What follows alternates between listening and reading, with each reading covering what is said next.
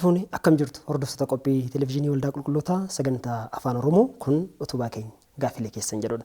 Egaa utubaan kun akkuma beekamu gaafilee hordoftoota amantaa Ortodoksii Tawaahidoo irraa sassaabee barsiistota mana kiristaanaatiif dhiyeessee iddoo deebiin itti laatamudha. Har'as akkuma torbanii gaafii keessan sassaabnee barsiisaa mana kiristaanaa kan ta'an Diyaaqoon Darajjii Gaaradoo as istuudiyoo keenyatti affeerree jirra.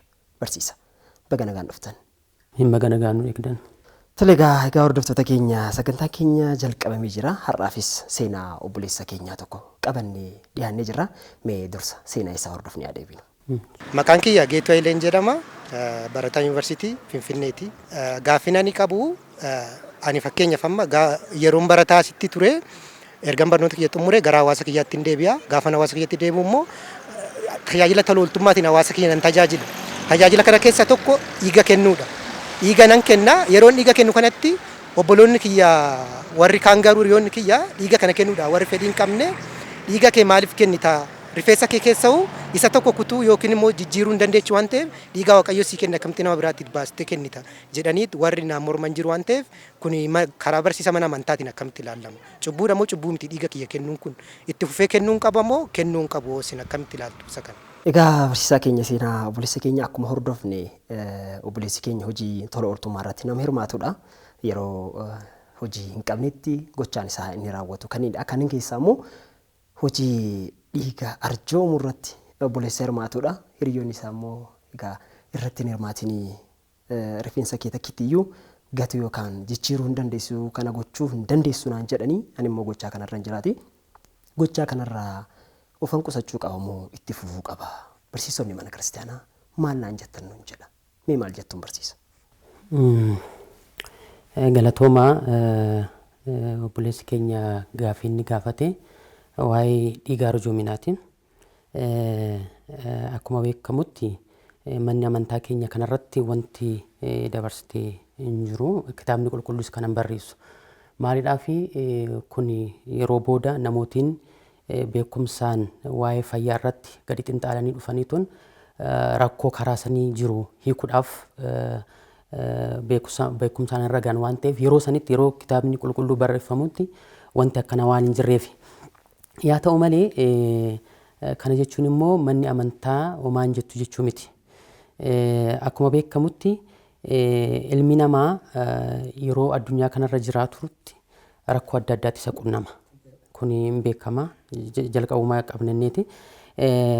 Irra caalaa maal jedha isa raajii Isaayyaas boqonnaa 1:5 jalqabeeton mataa martinuu dhukkubaaf lapheen hundinuu dadhabbiidhaaf akkasumas immoo miila hanga mataatti fayyaa dhaba ilmi namaa.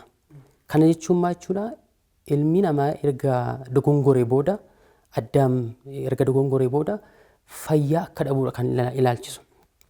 Kanaaf immoo fayyaa dhabiisa kanaaf Waaqayyo yeroo qormaata tokko siif laatu bahinsas walii sii kenna. Kanaafuu ilmi namaa erga kufiinsa isaa booda rakkoon kunis isa qunnamus akkamitti rakkoo kana keessa akka bahuu qabu immoo Waaqayyo isaaf beekumsa kenneera. Kanaanis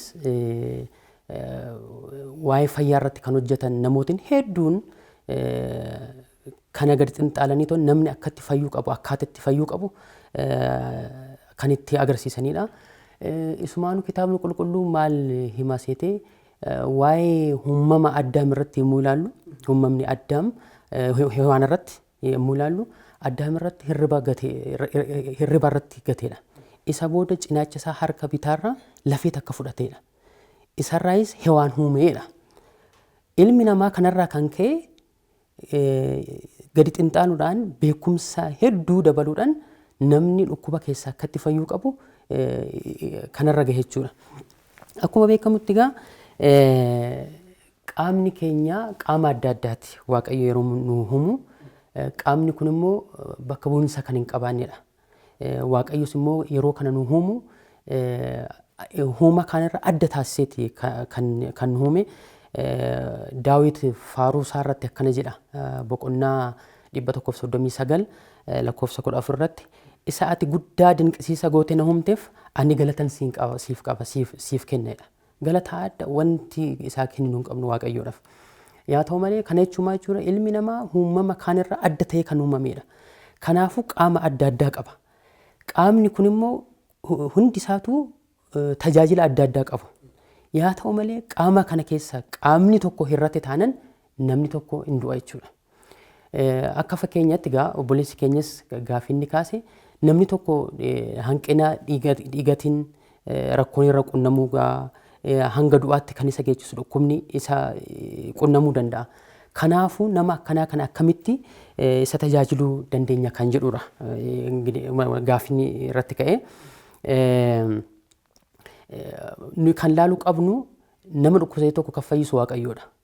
Nuyi kan laalu inni abbaan yookaan immoo namni tokko ogummaa fayyaa irratti kan bobba'e namni tokko inni uumama jimaataati. Qorichi yookaan immoo summa inni nuu kennu sun immoo uumama kibxataati. Kanaafuu kanaa ta'u malee kana yaadati isa immoo dhukkubarraa kan fayyisu waaqayyoodha. Kanaaf namni tokko dhiiga kennuu qaba moo hin qabu kan jedhu irrattidha. Kan ilaallu kuni waa'ee jaalalaati. Waa'ee jaalalaa nu ibsa. Kitaaba qulqulluu irratti maal jedhaa? Namni tokko hiriyaa ofii akka ofiitti akka jaalachuu qabu nu barsiisa kitaabni qulqulluu. Kana qofas miti hiriyaan keessiif gochuu kan barbaaddu atis hiriyaa keetiif godhi kan jedhudha. Ergaan kitaabni qulqulluu kan dabarsu. Kanarraa kan ka'e namni tokko wanta ofiisaatiif akka godhamu barbaadu nama biraatiif gochuu akka qabudha kitaabni qulqulluu kan nu barsiisu. Akkasumas gooftaan keenya Yesuus Kiristoos wangeelaa Yohaannis boqonnaa 15 lakkoofsa 13 irratti akkana jedhudha. Ani akkan isin jaaladhe isinis akka wal jaalattan abboomni koo kanaadha. Akka wal jaalattanidha. Namni tokko lubbuu isaa dabarsee hiriyaa isaatiif akka kennu kana caala jaalalli maaltu jira? Anis lubbuu koo akka isinii kenne isinis waliif lubbuu keessan kennaa kan jedhudha. Gooftaan keenya Yesuus Kiristoos akka beekamutti ilma namaa badiisa keessa deebisuuf harka seexanaa keessa baasuudhaaf lubbuu isaa dabarsee nuu kenne. Egaa Waaqayyo lubbuu isaa dabarsee nuu kenne nu immoo obbolaan keenyaaf dhiiga keenya kennuu wanti nu dhoowwu hin jiru akka mana amantaattis. Kanaadha. Lubbuutu caala moo dhiigatu caala? Lubbuutu caala. Gooftaan keenya Yesuus Kiristoos egaa lubbuu isaa nuu kenne nu immoo dhiiga keenya hiriyaa keenya of kennuuf nama dhukkubsateef kennuun dirqama. Kana qofaa miti wangeelaa Maatiyos boqonnaa 25 irratti dhukkubsadhee yoom na gaafattanii kan jedhu hin jira. Gaaffii hedduu jira. Yeroo booda irratti yeroo murtiidha dhufe gooftaan keenya Yesuus Kiristoos namootiin du'an namootiin qulqulluun harka mirgaatiin dhaabbatan namootiin cubbuu dalagan immoo harka bitaatiin dhaabbatu. Isaanis akkana jedha ani beela'ee yoom na nyaachistanii daaree yoom na uffachiistanii akkasumas immoo dhukkubsadhee yoom na gaafattanii jedheeton isaan gaafatedha. Isaanis immoo yoom dhukkubsattee si agarreeto si gaafanne jedhaniiton gaaffii kaasaniifidha. Anasii miti isin obbolaan keessa tokkicha kan gaafattan hoo ta'e akka na gaafattaniitti jedha. Gaaffiin kun maan afaaniin gaafannamu maan gochaani. Kanas maal jedha Yohaannis ergaa isa jalqabaat boqonnaa 3 lakkoofsa 18 ijoollee koo hojiidhaan jaalala keessan hojiidhaan ibsaa malee afaanii fi jechaan qofaa mitidha. Kanaafuu yoom na gaafattanidha gooftaan Yesuus Kiristoos yeroo nu gaafatu afaanii miti gaaffiin keenya gochaani. Isa gochi isa agarsiisu keessa tokkichi immoo dhiiga keenyaan nama akkasitti rakkate gargaarudha. Kana qofaa miti akka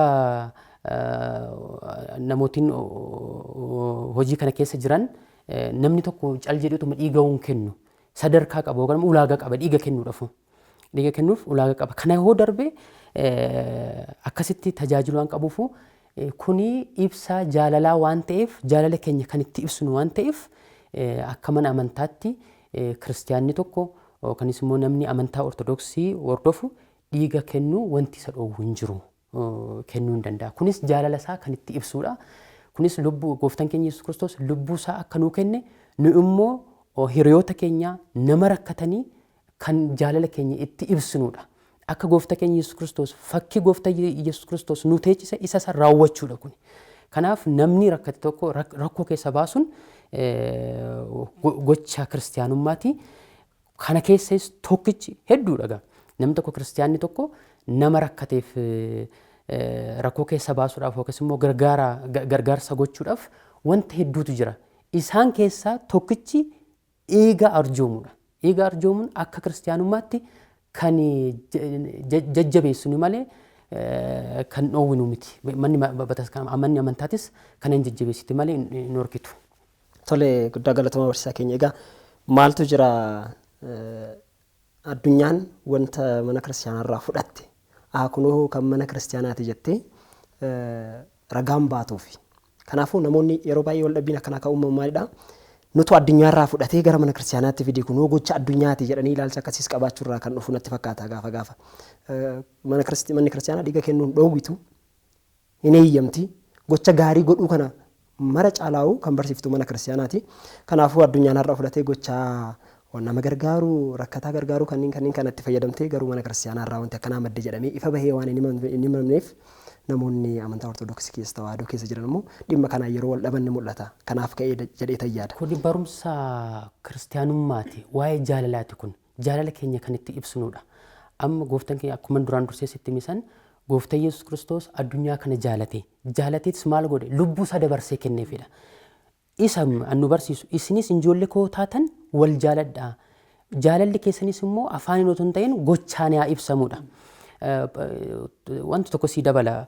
Phaawulos namooti Galaatiyaadhaaf kan dabarse tokko hin jira. Faarumaan isa jaalatu ture. Barumsa isaa dhagahanii toon wanta inni barsiisu waan dhagahaniif faarumaan isa jaalatan ture. Jaalala isaanii kana yeroo ibsu maal jedhe Phaawulos Galaatiyaa 4:15 irratti isin hagam akkana jaalattan akka ergamaa Waaqayyoo tokkotti akkana jaalattan nan beeka. Jaalala keessanis akkaataa itti ibsitan waan dhabdaniif ija keessan baastanillee naalaatuudhaaf akka kakaatan keessan nan beeka jedheetu Phaawulos dubbate. Kana manni barumsaa durmaanuu gonkumaa waa'ee jaalalaatti kan barsiistu. Jaalalli immoo gochaan kan ibsinu waan ta'eef namni tokko rakkatee taanan dhiigni wanta bakka bu'uudha. Har'a namni tokko dhiiga kenneetuun boru bakka bu'a dhiigni sun. Lubbuu bakka hin buuneedhaan walii kennuu kan akka qabnu kan nu barsiistu manni amantaa. Kanaafuu jalqabumaa mana amantaarraa. Kunis immoo gooftaan keenya Yesuus Kiristoos lubbuu isaa dabarsee nuu kennuun isaa maali? Kuni jaalala. Kanaafuu dhiiga walii kennuu jechuun dhiiga nama rakkateef nama dhukkubsateef dhiiga kennuu jechuun jaalala ibsuudha. Jaalala ibsuudhaa fi kanaafuu ajaja Waaqayyooti. Kana raawwachuun nurraa eegamaadha. Mee gara gaaffiitti aanutti adeemnu. Amma dhiigni kennaa Waaqayyooti. Namni immoo waan hojjetu keessaa waan argatu keessas ta'e waan kennuuf keessaa amma ta'e baasee kennuu qaba. Kurnee kennuu qaba waan ta'eef ani amma dhiiga waan naa kenne kana keessaa akka kurneettuun namoota biraatii dabarsee kenne cubbuu namoo cubbuu miti wanni kun. Akka barsiisa mana amantaatti akkamitti ilaalama? Manni kurneen fi kennaa adda baafannee tonni beekuu qabna. Kurneen dirqama wanti Waaqayyo tokko nuu kennu wanna bu'aadha. Wanna bu'aa qaburraa kan kennudha kurneen. Kunis immoo seera kitaaba seera deebii boqonnaa 14 lakkoofsa 22 irratti ati dhugumaan wanta waggaatti lafa kee irraa galfattu hunda keessaa 10 keessa tokko kenni jedha. Kun wanna waggaadhaan argattu keessadha.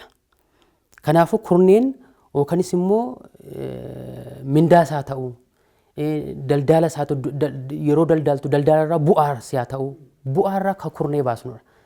Isa asraati jennu kana. Horiirra immoo yookaan immoo horii keenya bakuraatis kan ijoolleerraas ijoollee immoo yeroo arganne isa duraa bakuraatti taasisnee Waaqayyoof kenneedha. Dhiiga immoo kan wal qabsiisnee ilaallu kennaa waliin mitswaat jennu kanaan.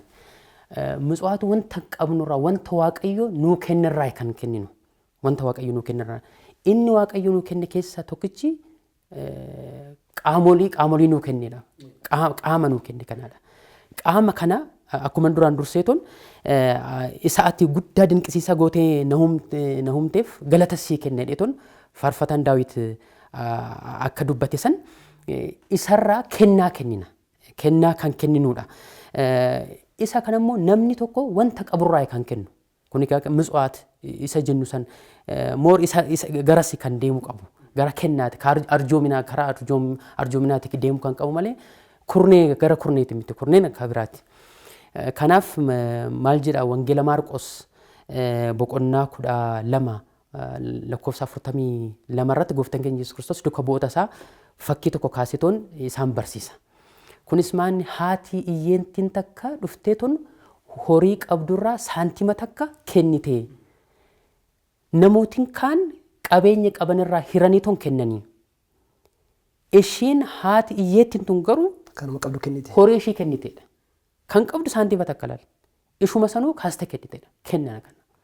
Isatu dinqisiifame. Kan ishii kanatu dinqisiifame. Gooftaan Yesuus Kiristoos kana dinqisiisetti duuka boosaatti kan hime. Kanaaf kurnee miti kan irraa baasnu dhiiga keenya kennaadha kan kenninu.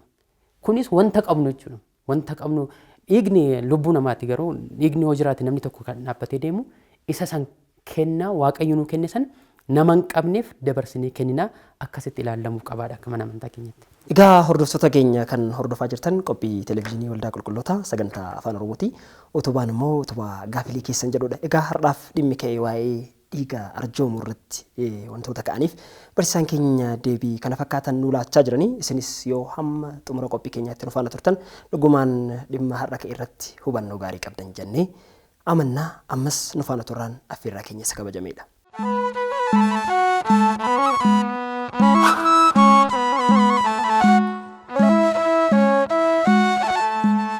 Mee barsiisaa keenya gara gaafiitti aanutti haa deemnu. Namni tokko erga qorrobee booda yookiin fooniif dhiiga waaqaa erga fudhatee booda aancufa isaatu iyyuu buusuu hin qabu. Of eeggannoowwan gochuu qabu. Hin jira waan ta'eef erga fooniif dhiiga waaqaa fudhatee booda namni kun akkuma fooniif dhiiga waaqaa fudhatee dhiiga isaa baasee kennuu hin danda'amu kennuu hin danda'u. Tole egaa barsiisaa keenya akkuma dhageenye gaafiin inni itti aanu immoo namni dhiigaaf foon Yesuus Kiristoos fudhate arjoomuu danda'amu hin danda'u waan jedhudha. Dhugumaan yoo hin dandeenye maaliif hin dandeenye yoo danda'e hoo rakkoon fidu maalidha waan jedhume keessa bu'aatii nu deebisa. Gaafii kana irratti gaafii kana gaafumaan ani deebisa. Kiristaana ta'ee namni hin qorrobne hin jira namni foon gooftaa Yesuus Kiristoos dhiiga gooftaa Yesuus Kiristoos kan hin fudhanne hin jira. Hin jiru. Namni dhiirri dhalatee guyyaa 40tti dubartiin dhalattee guyyaa 80tti ilmummaa Waaqayyoo fudhatanii erga cuubbamanii booda foon gooftaa Yesuus Kiristoos fudhatan. Kanaafuu kiristaanni foon gooftaa Yesuus Kiristoosii fi dhiiga gooftaa Yesuus Kiristoos hin fudhanne hin jiru. Kuni kanarratti kanaaf maanni eenyumtu qorrobeera jechuudha. Maanni rakkoon keenya nuyi amma asirratti wanti dabarsuu qabnu akkuma guutumaan guututti yaadni tokko hin jira mana amantaa keenya keessatti. Foon gooftaa Yesuus Kiristoos dhiiga gooftaa Yesuus Kiristoos fudhadhaa yemmuu jennu namni kanaan dura kan fudhate kan badutti fakkaata. Isa ilaaluu kan qabnu. Already hoo tokko fudhateera. Osoo cubbuu dalaguu baannee inni hoo tokko fudhanne sun nu gahayyuu amma bara baraatti. Namni tokko dhalatee guyyaa 40tti dhiira ta'ee guyyaa 40tti dubartiin guyyaa 80tti cuubbamanii ilmummaa Waaqayyoo fudhatanii battalumatti immoo foon gooftaa Yesuus Kiristoos dhiiga gooftaa Yesuus Kiristoos fudhataniiton ilmummaa Waaqayyoo isaanii erga mirkaneessaniin isumaan odoo cubbuu dalaguu baatanii isumaan itti fufanii inni gahaadha. Amma bara baraatti. Rakkoon keenya maalinni ilmi namaa cubburra waan hin fagaanneef cubbuu waan dalaguuf gaabbii galeetoon foon gooftaa Yesuus Kiristoos akka fudhatuuf gorfama malee eenyumtu foon gooftaa Yesuus Kiristoos kan fudhateera. Kanaan beekuu kan qabnu. Yaa ta'u malee gaafii kanarratti kan yaadamuu qabu maalidha? Kanaa waliin kan ka'uu qabu. Ka'uu qaba kanan jedhani gaafii kanarratti. Erga foon gooftaa Yesuus Kiristoos fudhatee dhiiga isaa yoo kenne kennaan sun waliin deemamoo akkamii kan jedhu isarratti osoo dubbanne wayya. Maaliif eenyumtuu foon gooftaa Yesuus Kiristoos kan fudhateedha. Kiristaana ega ta'ee kiristaana ega jedhamee fudhateera isa booda amantaa isaa kan jijjiiru maal kan jedhudha. Namni tokko kiristaana jechuun foon gooftaa Yesuus Kiristoos kan fudhate kanaan yaa beeknu kanaan qabachuu qabna. Dhiiga yemmuu kennuutu dhiigni isaa nama biraatiif yemmuu dabarsanii kennan kennaan waaqayyoo faana deemamoo kan jedhudha amma gaafiin. Hin deemne kennaan waaqayyoo akka meeshaatti ka'eetoon kan deemu miti. Kennaa si waliin kan jiraatu. Dhiigni kee yemmuu darbee nama biraatiif kennamu dhiiga sanitti deema. Yaa ta'u malee immoo wanti tokko beekuu kan qabnu amanneeti kan kennuu qabnu. Dhiiga keenya malee kan deemu kennaan waaqayyoo nurraa fagaatetoon dhiiga salii waliin hin deemu. Isa qofaa miti.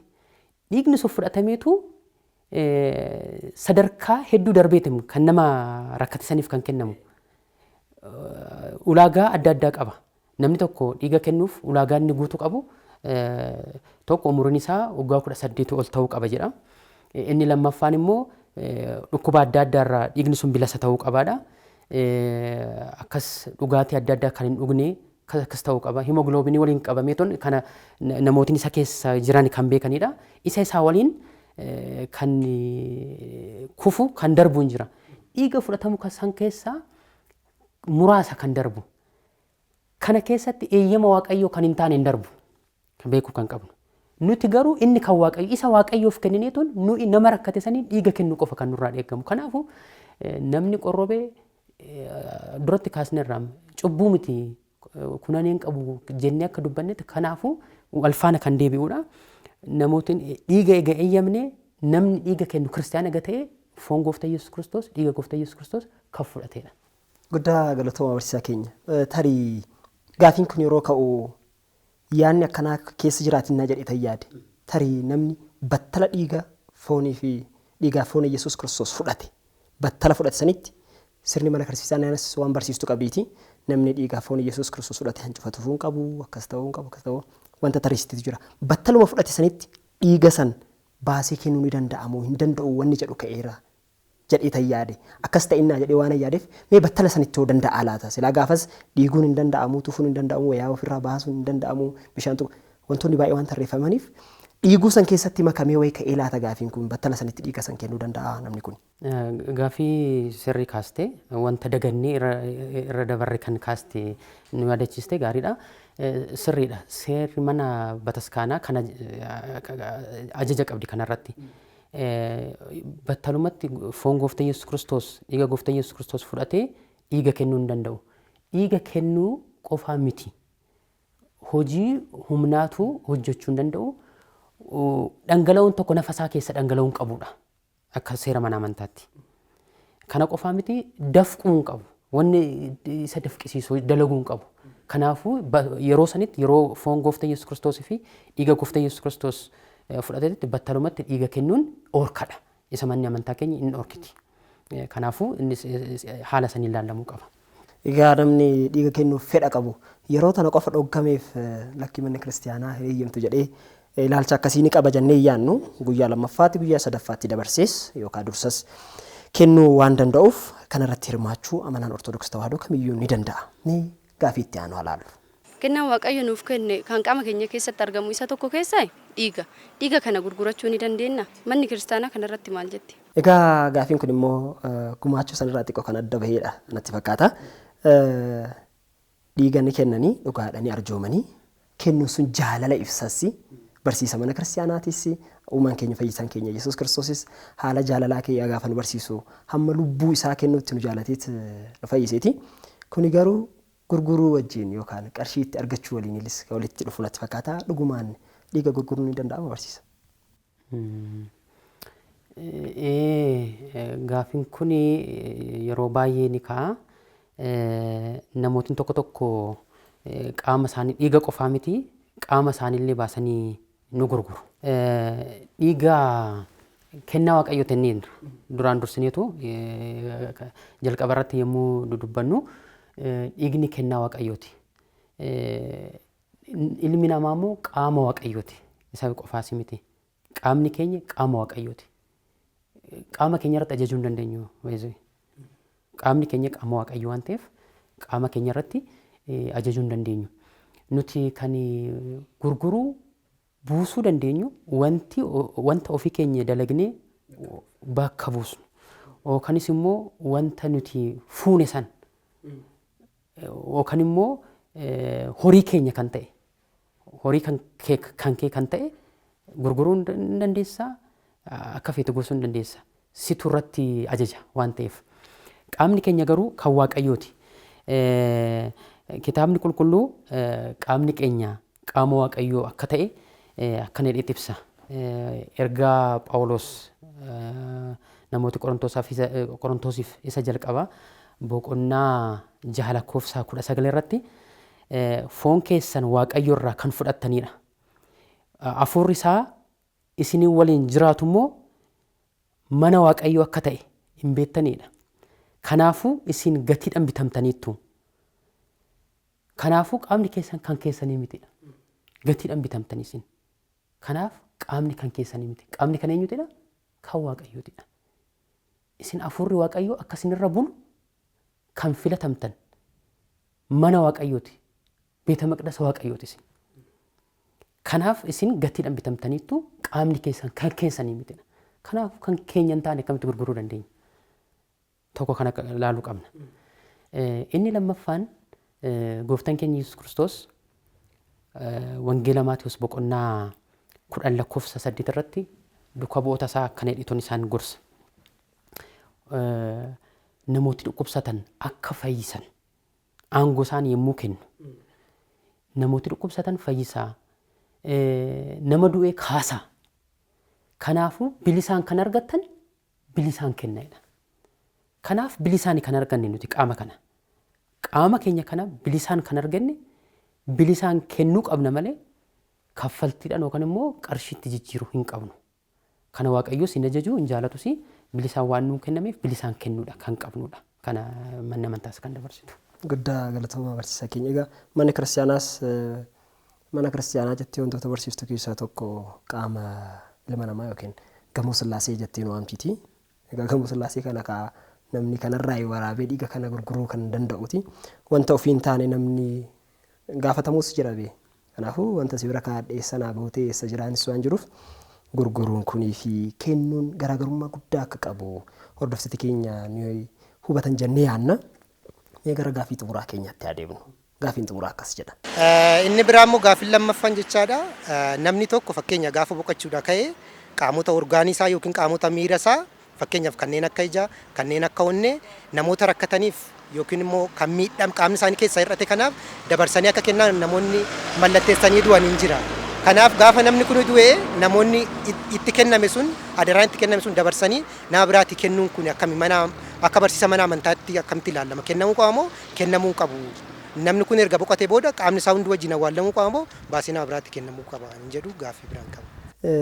Qaamota nuu kennaman kana namoonni tokko tokko osoo ruuhiidhaan jiranii osoo hin du'in jechuudha.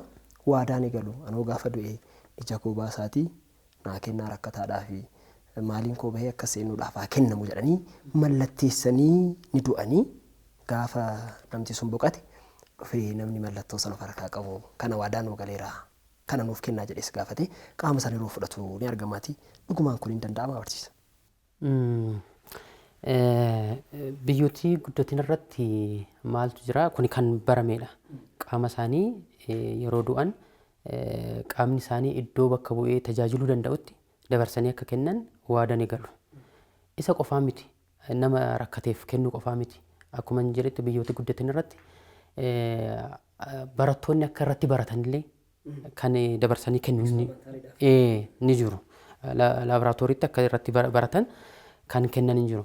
Kuni akka labsiitti baheeton namni tokko kabajaan awwaala hoo jedheen dubbanne eenyumtuu yeroo du'u akkasitti itti tajaajilu biyyoota guddatan irratti. Yeroo gara keenyaa yommuu dhufnu amma wanti kun baramaa dhufeera. Yeroo du'an ija isaanii irra caalaan kan beekamee jiru ija agartuu ijaa waliin qooda awwaalamu nama biraatiif dabarsanii akka kennan kan himatan kan kennan hin jira. Kuni akka mana amantaa keenyatti hin horkamu.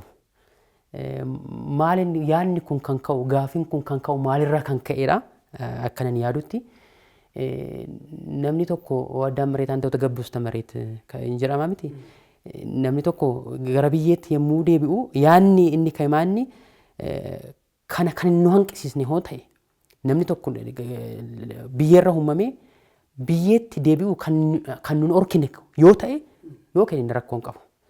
Maaliin yaadni ka'u kanarratti gaaffii kanarratti yaadni inni ka'u qaamni keenya hirratee yommuu awwaallamne yeroo du'a ka'umsatti yeroo kaanu san qaama hirruudhaan kaanaa.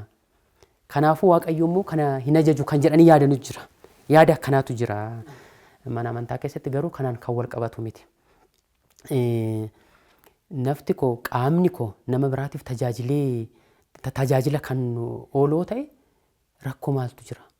Awwaallamee maaltu qunnama? Raammotu si nyaata.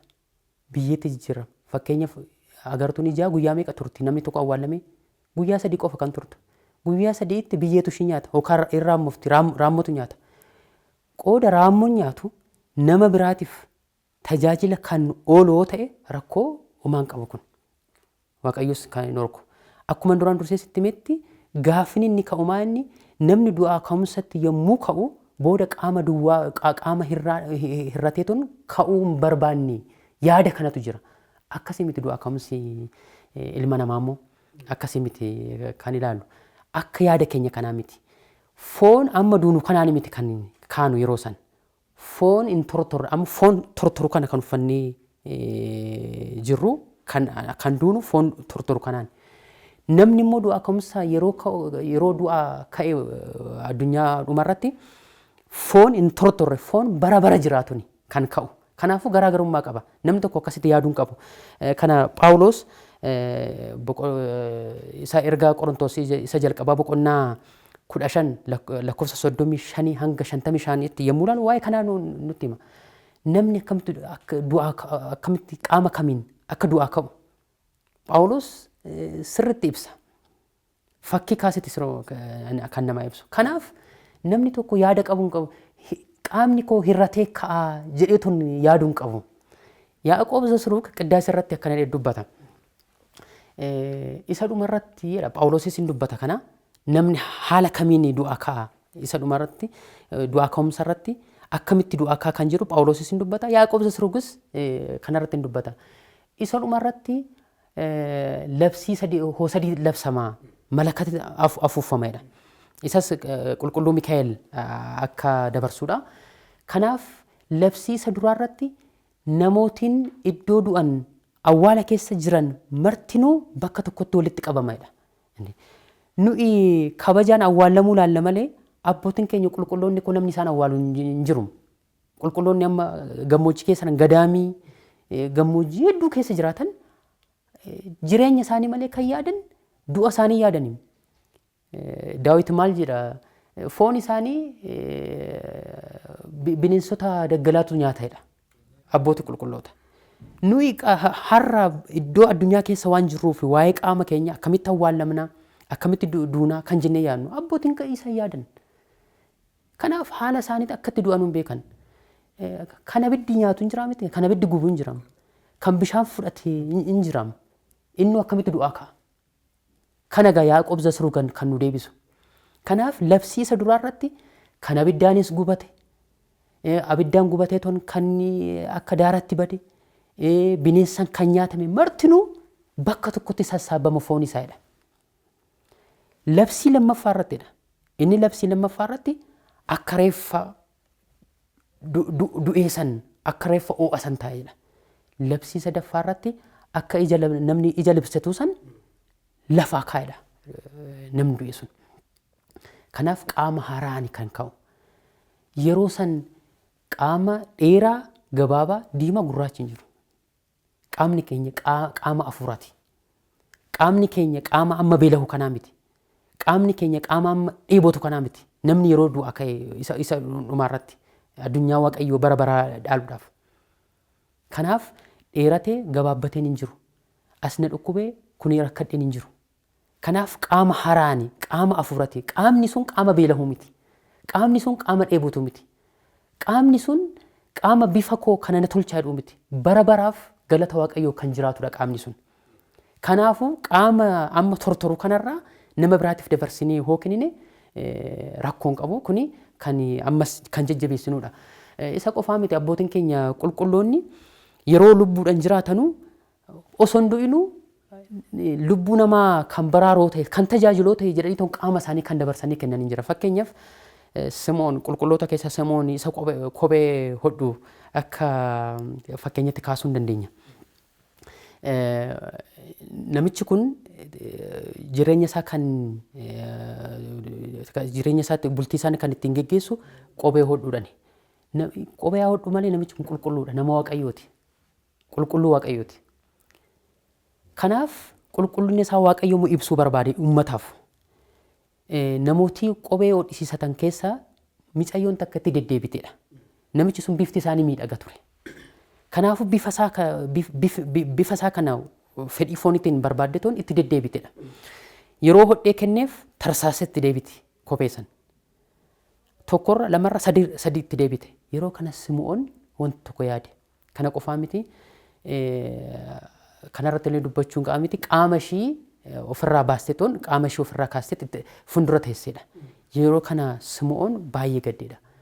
Silaayyuu si hodhee tanaan siif kennee maaliif kanatti deddeebitu? Rakkoon kee maalinni jedheen. Yeroo ishiinis dhugaa baasteedha. Bifa kee laaluudhaaf asitti deddeebi'ee. Kanaafuu bifni kee waan miidhaguuf bifa kee laaluudhaaf asitti deebi'u. Bifa koo keessa kamtu sitti miidhagedheen? Ija kee ta'etteen. Ija koo laaltetoon mootummaa Waaqayyoo dhabuurra ija koo baasu si wayideetoon ija isaa baasetoon hodhedheeteen.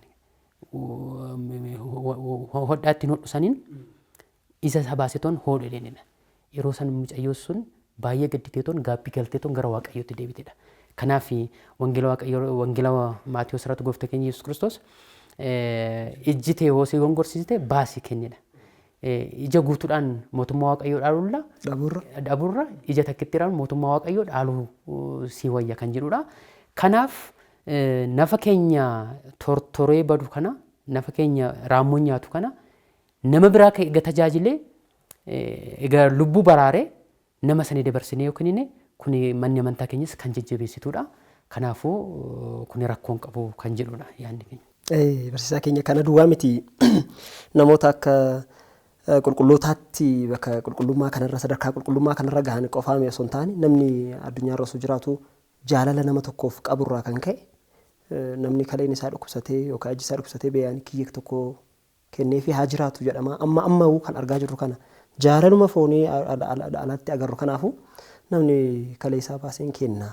Ija isaa abbaan ilmi isaa jalaa ijji isaa tokko jalaa badee bee ajja kee osoo kennitee fi daa'imni kee ilaaluu ni danda'a osoo jedhame abbaa kamtu dubbatti jedha har'a sadarkaa qulqullummaa sanarra gahuu duwwaa miti. Kanaafuu kuni qixa kanaan akka ilaallamu siroomaa inni namni hin kennine nama sassatuudha. Kun sassachuun immoo cubbuudhami Waaqayyoo hin baraara kana. Namni wanta tokko namaaf ta'uu dandeesse toon namaaf wanta ta'u osoo si harka jiru namni sun maqaa keetiin osoo ati fayyisuu dandeessu kan du'oo ta'e kuni cubbuudha. Sassachuudha. Sassachuun immoo cubbuu waan ta'eef qaama kee kan badu qaama kee kan tortoree badu nama biraatiif kennuun kun jaalala isa duratti dubbachaa turre san isa caala ibsuudha kan laallamu isaan fudhatamuu qabaadha. Guddaa galatoomaa barsiisaa keenya egaa sadarkaa kennuu keenya guddifachuudha wanni guddaan amma akka nu kaaftan holuu nama biraa dhoowwuu osoo hin taane ol guddifachuudha kuni saantima kennuurraa sadarkaa isaa gaafa ol kaasaa deemee qaamni keenya homaa miti jennee sadarkaa sanarra gahuu dandeenyaati waanyummaa malee sassata malee kennuu haa barannu jenna. Mee sagantaa keenya xumuruuf deemanaati dhumarratti yaadni sinaaf yoo jiraate lammata immoo buleessa keenya gochaa kanarratti itti hafuufumoo haa dhaabu maal na gorsitu nuun jedhaati maal isa gorsitu dhumarratti. Obboleessa keenya ofiisaatti itti fufuun qofa namooti hiriyoota isaallee akka jajjabeessinuudha kanan ergaa dabarsuufani. Akkuma duraan dursee sitti himetti namni tokko dhiiga isaa kennuudhaaf fayyinni isaa murteessaadha. Hanqina dhiigahuu qabaachuun qabu. Hanqina dhiigahuu hin qabaanne eenyumtu anumtu kennuun dirqama narraa eegama. Isa qofaa miti marti keenyinu nurraa eegama. Kiristaanni kan jedhame kuni maanni sadarkaa jaalalaati. Sadarkaa jaalalaati. Amma obboleessa keetiif wanta horii dhumu horii darbu hoo kenniteef jaalala yaa ta'u malee jaalala. Garuu akkuma duraan dursee sitti ibsine sanitti gooftaan keenya Yesuus Kiristoos lubbuu isaatiin dabarsee kan nu kenne. Kuni sadarkaa jaalalaati kan agarsiisu. Nutis sadarkaa jaalala san guddisuu qabna. Nu imaanni akka duraan dursine kaasnes jaalala yommuu agarsiisnu wanta qaburraa horii isaarra kennuudha. Sadarkaa jaalalaa kana immoo guddisuudhaan maan nurraa eegamu. Obboleessi keenyas hiriyoonni isaatis nutis jaalala hiriyoota keenya qabnuuf jaalala nama biraatiif qabnu sadarkaa guddisuudha. Kun immoo mana qaama keenya dhiiga keenya kennuutti guddisne jechuudha. Horii qabnurraa horii har'a baheetoon boru bakka bu'u kanarraa lubbuu keenya hanga lubbuu keenyatti nama jaalannuuf yookanis immoo hiriyoota keenyaaf nama rakkateef mara kennuu jechuun sadarkaa jaalalaa guddisuudha. Kanaaf obboleessi keenya faarumaan caalchiseetoon kanaan dura godhu caalaa ammallee sadarkaa isa guddiseetoon kennuu qaba. Isa qofaa miti hiriyoonni isaa isa faana jiran isa naannoo jiran akka kennan isaanis kakaasuu qaba. Nutillee namootiin sagantaa kana ilaalan waa'een kun waa'ee jaalalaa ta'uusaa beekitoon akka kennu gorsa koo dabarsa. Guddaa galatooma barsiisaa keenya. Egaa dhiiga kennuu manni kiristaanaan dhoggituu sirii ni jajjabeessiti gochaa jaalala ittiin ibsuu keessaa isa tokko waan ta'eef amantoonni Ortodoksii Tawaahidoo kamiyyuu carraa argameen dhiiga kana laachuu ni danda'anii garuu yeroon isaan kennuu hin dandeenye battala dhiigaa fi foon Yesuus Kiristoos fudhatan sanitti wanti tokko wanta hin ayyamamneef dhiiga kennuu miti wantoonni sanis gadi ta'anii yaannus waan hin ayyamamneef yeroo san qofaa gochaa kanarraa of laganii yeroo kaan garuu guutumaan guututti kennuu akka danda'an gaafilee har'a kaanii fi deebii isin ulaalattan irraa hubachuun ni danda'ama. Hordoftoonni keenyas kanarraa waan baay'ee akka baratan abdii qabna. Guddaa galatooma barsiisaa keenya. Galatooma isinis. Egaa hordoftoota keenya kanarraaf jenne kanumaan raawwachuuf deemna. Egaa sagantaan kun akkuma kana duras isiniif kaafnu hirmaannaa keessan guutumaan guututti kan barbaadudha. Yoo gaafii qabaattan karaa toora bilbilaa iskiriinii kanarra isinii keenyuun nu bilbiluu dandeessan. Kan ta'uu baannaan garuu karaa toora intarneetaa fayyadamuudhaan telegiraama irrattis nu argattanii isarratti gaafii keessan sagaleedhaan barreeffamaan akkasumas viidiyoodhaan yoo nu dhiyeessitan nuti immoo barsiistota mana kiristaanaatiif dhiyeessine deebiin kan isiniif kennamu ta'a. Namoonni qaamaan immoo Finfinnee fi naannoo Finfinnee jirtan istuudiyoo keenya dhuftanii gamoo waldaa qulqullootaa darbii 7ffaa irratti argamna qaamaan dhuftanii gaafii keessan yoo nu dhiyeessitan nuti immoo barsiistota mana kiristaanaatiif dhiyeessine deebii kana fakkaatu kan isiniif laannu ta'a. Kanarraaf jenne kanumaan goolabna. Torban yeroo wal fakkaatutti iddoodhuma kanatti barsiistota biraa gaafii biraa qabannee deebinee kan wal agarru ta'a. Hamma torbanitti torban milkii isiniif haa ta'u. Nagaarra tura.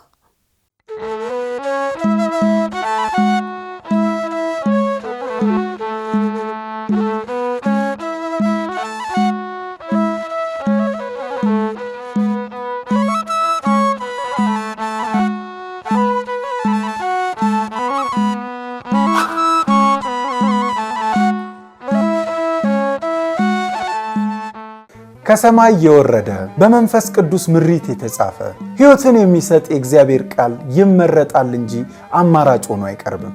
ለዚያም ነው ወደዳችሁት ወይ የማንላችሁ። ግና ሁሌም እንድናገለግላችሁ ከፈለጋችሁ የዩቲዩብ ቻናላችንን ላይክ፣ ሼር፣ ኮሜንት እንዲሁም ሰብስክራይብ በማድረግ የደውል ምልክቷን ይጫኑና የቤተሰባችን አባል ይሁኑ። ይቆያል።